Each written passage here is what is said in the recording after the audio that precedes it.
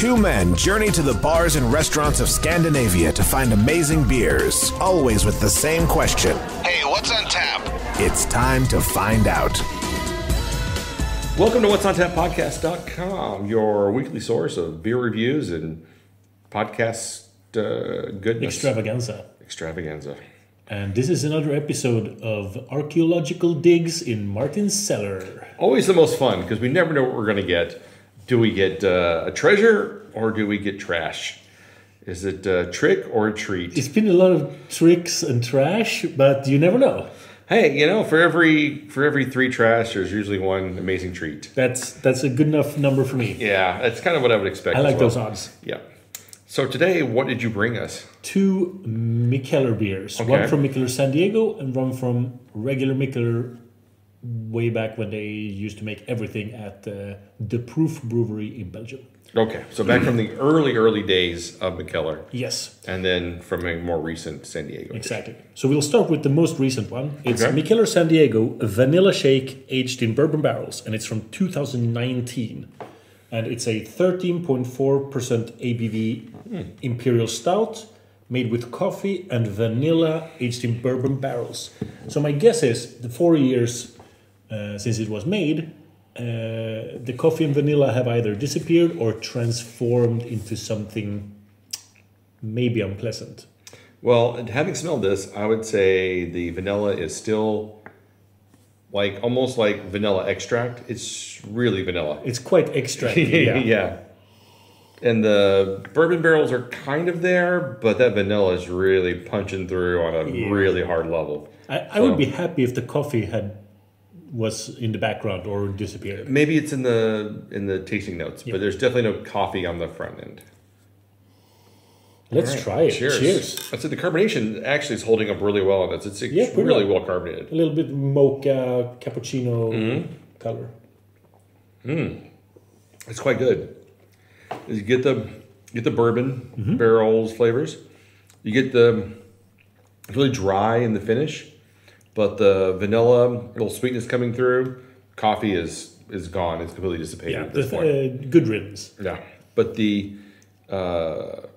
that's probably where maybe some of the dryness, a little bit tannicky kind of nature comes from in the beer. It's probably from the coffee parts combined with the bourbon barrels. But the vanilla shake part comes through really pleasantly, deliciously, surprisingly good. But now I'm trying to remember what it tasted like fresh. I'm sure it tasted like sugary vanilla bomb. So you and I shared this quite early in 2020. I remember when it came out. It was really a get. Yeah, we're super excited about it. I gave it a 4.5 and you gave it... Do you want to know? Yeah. I need to scroll back because it was so long since we had it. You gave it a 4.75. I loved it back then. I can totally see me thinking this was the bee's knees. The cat's pajamas. In 2020. Yeah. Right now, I wish it didn't have so much vanilla. But the bourbon back notes is still pretty much there. Yeah. It hasn't really turned dusty the way we talk about dusty 10-year-old stouts. I think that's due to the 13%.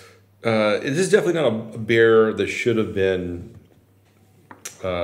aged. Agreed. It should have been drank straight up, but it is good still. I think it holds up really well.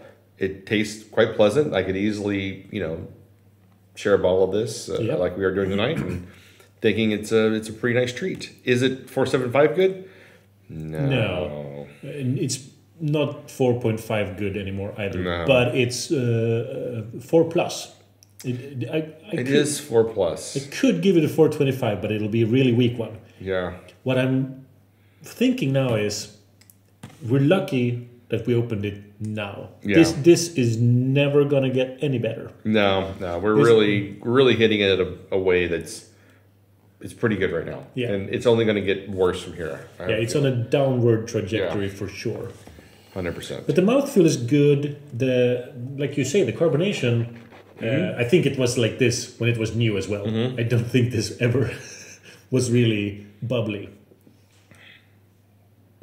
But it's really solid. This is a 4, like a 4.10 if I had to really kind of push it. But yeah, it's still very drinkable. But if you're sitting on a bottle of the Mikkeller San Diego Vanilla Shake aged in bourbon barrels, drink it now. Don't drink it tomorrow. Right. You want to do this in the next couple of months. It's not going to get better. Stop the episode, get the bottle, and bring it up and drink it while you're listening to the rest of this episode. That's like right. So you probably have another 7 minutes, so you need to chug that shit real fast. You're really going to appreciate the quality. Our listeners can pause us at any moment. Nope, it's not allowed. Once you've started the episode, you're not allowed to stop. You have to go straight through to the end. Right. There's no possibility to finish. What our listeners haven't heard is my foolish mistake recently. I've been listening to a few like random specific episodes of the show just to hear yourself. Yeah, just to hear myself. No, to hear you when I'm not around you. Actually. I miss you too, buddy. No, but just to figure out, is this show any good or not? Yeah, and it's pretty fun. But I was listening to it on Spotify, mistakenly put it at 1.2 times the speed. So we were talking like this all the time, and we were drinking, and we were talking like this. And it was really stressing me out. And I realized, like, my heart is beating way faster, and I'm not enjoying this experience. Did something go wrong with, like, the audio file? And I asked Stefan, and he's like, no, there's nothing wrong with these episodes. And then I realized, I've been listening to us at 120% speed. Which really make us go like this all the time. You're like, wow, we talk really fast. We should really work on our pacing and slow our cadence down quite a bit. Now, what you should do is listen to it like 0.75. Because then it would be like Barry White smooth jazz the whole time. Buffalo Soldier. Like, yo, man, are you checking out this Mikkeller San Diego? Oh, that vanilla shake is real tight now. Real smooth. Oh yeah, this is the smoothest vanilla shake we've had in a long time. This is a great tip for our audience. But let's go on to we should do a whole episode where we just really slow down and then over enunciate, and then you play it back at like 1.25%, and you're like, wow, it sounded regular. Yeah. But the next beer is from regular Mikkeller, and it is Mikkeller Black from 2007. Right. This beer is old. This beer is old enough to have sex with people. This beer could have its own child at this point. Yeah. And Mikkeller Black is a 17.5% imperial stout. It's not aged in any barrels or anything. It's just a strong imperial stout with all of the regular stuff plus dark cassonade sugar. Right. That's like the thing. I don't remember if they only used regular ale yeasts or if they used some kind of special yeast. Back then, when when brewers tried to make these 17 plus stouts, they used to include like champagne yeast or Norwegian turbo yeast. Okay. I've always loved the concept of Norwegian turbo yeast. Being a Swede, we've always thought of Norwegians as, like, the joke is that they're dumber than us. And of course they would have turbo yeast going, turbo. It's a little bit crazy connection there. The beer is almost completely flat. It's not almost flat. It is completely flat. But it's always been completely flat. This has always been a completely flat beer. And it was completely flat in 2007. I don't even know how to describe the notes other than boozy. It's other than alcoholic heat. It's always been very boozy with a strong alcohol heat. It's like paint varnish. I think turpentine maybe. Yeah. It's having that said, we did a tiny bit of research, and friends of us have checked this in only like last year with pretty high ratings. Yeah, they gave it like a 4.5. And we're talking about the 2007 edition, not any other vintage. No, I don't remember. No, I checked. I remember I looked, but I couldn't remember if I looked at when I just said, I'm like, wait, was it the regular or was it 2007? I looked specifically at the 2007. I think they only did this one year. I don't think there were other vintages of this Mikkeller Black. I'm pretty sure there was. Oh wait, let's cheers. Cheers. And then you can get into that. Oh Christ! It smells so much like turpentine. It's turpentine and soy sauce, basically. But there are some like smoky aspects to it. It's a quite interesting experience. It is an experience. I'll give you that point. I don't really know what's happening here, other than it's probably going to make me regret my life choices later. Because it's that 17% is immense, but it doesn't have an alcohol burn. It's actually fairly smooth, surprisingly so. 'Cause I thought there'd be a bit of a burn, like a boozy alcohol burn in the back, like you get with a lot of the more sweet beers. No, but it's still pretty sweet. Yeah, and it still is really flat and smooth. So you could drink this pretty quick and not realize that you're hitting 17% ABV. right. So the Mikkeller Black was made in 2007, 9, 11, 12, not 13, Okay. 13. No, So did they make 14, multiple 15, versions? Okay. Yeah. But 7 is the first. It's OG. It's the OG version. And the reason I have this, this isn't even my last bottle of the 2007. Oh, wow. Because I bought a 12 pack when it came out. I tried it and thought this in 2007. Yeah. This was like the pinnacle of crazy stouts. In 2007, it probably was a pinnacle of crazy You stuff. couldn't get any crazier. Right. That was back when Mikkeller was doing crazy good stuff. And it was at one point it was available at Systembolaget for 99 Swedish kroner. Oof. That'd have been expensive back in the day. It was expensive back Yeah. in the day. And then it disappeared from Systembolaget. And I bought a 12 pack still for 99 kroner per bottle. That was through this like private import thing that Systembolaget did with importers. Just because I thought it was so crazy. I thought it would last forever also. We all thought the party would never end back in the day. Exactly. And I think this is my penultimate bottle. Well, good. And now I've worked in penultimate in yet another episode. You never work in penultimate. It's many one of times. my favorite words. It's one of my favorite words as well. I'm always happy to use that word. The Swedish version, näst sista. It's the most boring 2 words ever. That doesn't fit in your mouth. So, having one bottle left, what do you think? Is it worth it? You excited to open the bottle again, or are you kind of like this is the end of the ride, and now I've got this other crap I got to get rid of? There are I do these archaeological digs in my cellar, and I pick up stuff that I think is past its prime. That I still think they would be fun to review. Then I have 5 to 10 bottles that are now purely museum exhibits. I don't think they will ever be drank.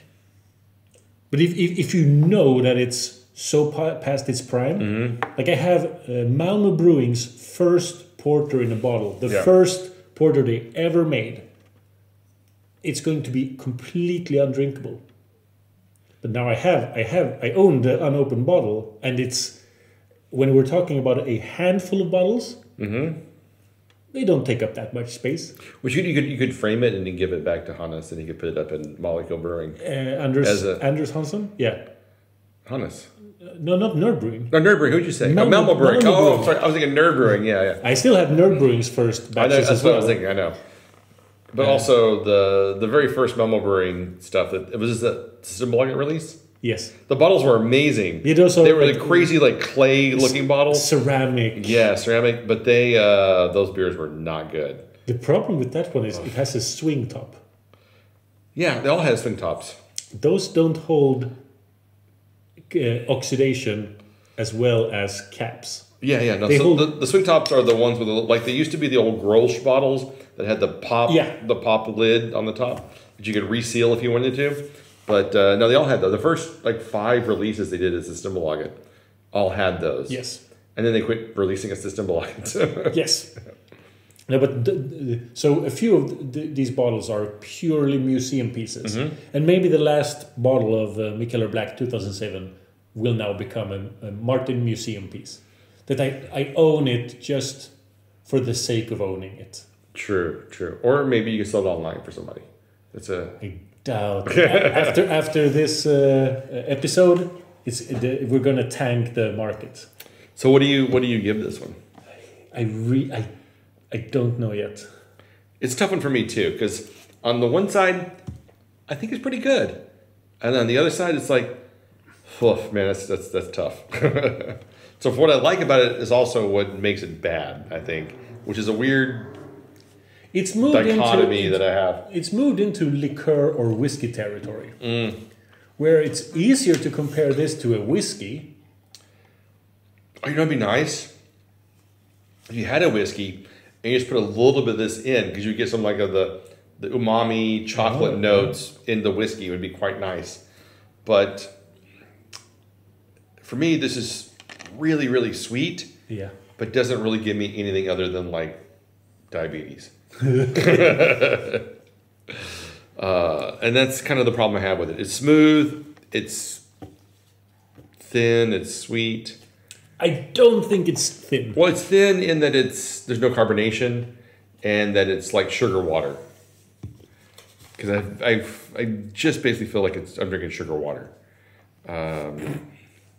It's so boozy still. I know. It really gives me whiskey aftertaste notes. See, I don't find there's a lot of alcohol burn to it. You don't? I don't. Which is usually the opposite. Usually I'm the one that gets like all the alcohol burn, and you're like, man, it's not too bad. But this one I don't get a huge alcohol burn on. I just get like boozy sugar water. Yeah. And so that's where I have the problem, is there's nothing else there. I can see why somebody would give it like a 4.5 still, or a 4.25 or whatever. But for me, it's gonna be a 3.25. I imagined you would land somewhere there. Yeah. I mean, if we are in the territory of weird beverages that leave the beer solar system, I could give this a 3.75 or even a week 4, just based on certainly. Just based on this is a weird thing. I could drink the rest of the bottle, no problem, but not really as a beer anymore. It's left that realm. Yeah, like I could drink the rest of this, but only because it was in front of me, not because I was enjoying it. If that makes sense? Like sometimes you eat because the food's in front of you, and you don't really enjoy it, but you're just eating it anyway because it's there. Like, I find that way with chips quite often. Yeah. It's like, well, I've enjoyed the chip, and I've got the flavor. I'm not getting like the weird flavor component anymore. They're just chips in front of me. I'm just eating them because they're in front of me. And that's kind of what this beer is. I can drink it. I don't hate it, but I don't enjoy it either. But because it's in front of me, I don't have to divide it. It's like, I'll take another sip. And then pretty soon I'm just like blacking out on the floor because I just drink 17% beer. I think I actually enjoy it. I think I do. Okay. So what did you end up deciding on? Strong 3.75. All right. If we're doing fractionals, it's like a 3.8 or a 3.9. Oh, even. our quality control is slipping now. We're making all these excuses. We're not sticking with the hard 0.25 scale anymore. It's always but I said a strong 3.75 or a week 4. I'm just messing with you. Okay, so anything else we have to say about these two? I need to revisit the vanilla shake. Okay, yeah, let's do that. Oh, it's so much more vanilla. It's more artificial now. Well, but it's the taste and the aftertaste are pretty solid on the vanilla shake. Yeah. So it's a weak 4.25 for me. Yeah, it holds where it should be. I feel like we might lose a foot after this because there's a lot of sugar in these two. Good Lord, these are tough beers. I'll call the ambulance. I think we need to. I'm gonna have to eat some protein now just to not have my blood sugar crash. Good Lord. Well, we'll wrap it up here as we go look for something to eat. So you can find us online at whatsontappodcast.com, Spotify, Facebook, YouTube, Instagram. Until next time. Keep drinking, you dum-dums.